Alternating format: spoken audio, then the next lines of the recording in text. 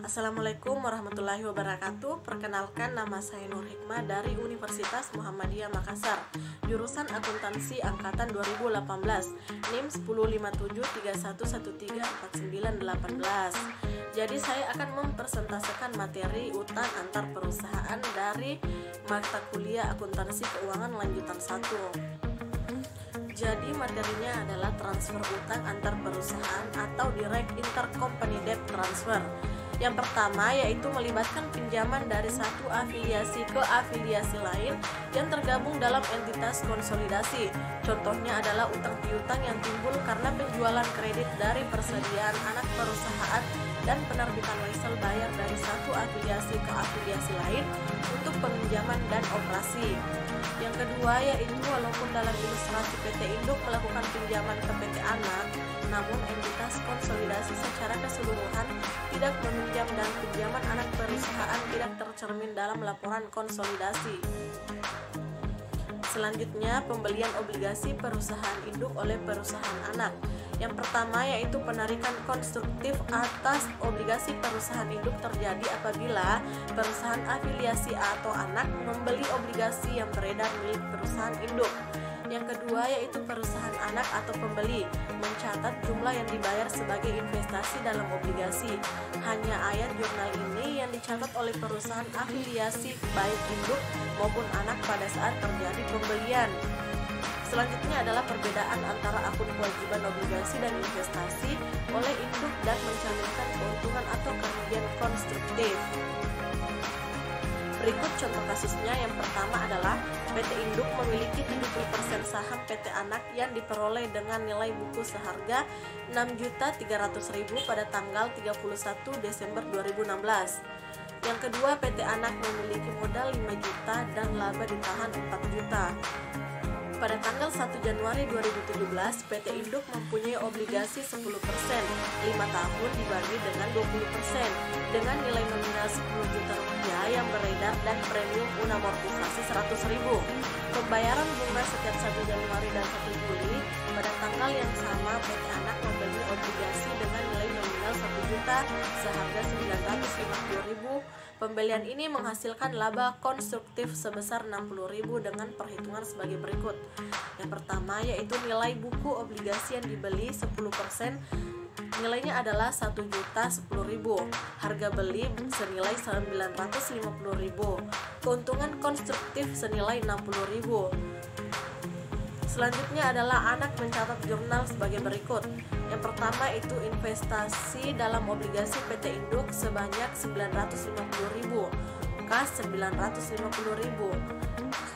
Selanjutnya, jika laporan konsolidasi segera dibuat setelah penarikan konstruktif, ayat jurnal kertas kerja untuk mengeliminasi saldo investasi obligasi dan kewajiban obligasi antar perusahaan akan mencakup keuntungan sebesar Rp60.000. Pada tanggal 1 Januari 2017, utang obligasi Rp1.010.000, investasi dalam obligasi PT Induk Rp950.000, keuntungan atas penarikan obligasi senilai Rp60.000, utang obligasi PT Induk, nilai obligasi Rp10.100.000, 10% obligasi sebanyak Rp10 juta, premium Rp100.000 diamortisasi 5 tahun dengan Rp20.000 per tahun.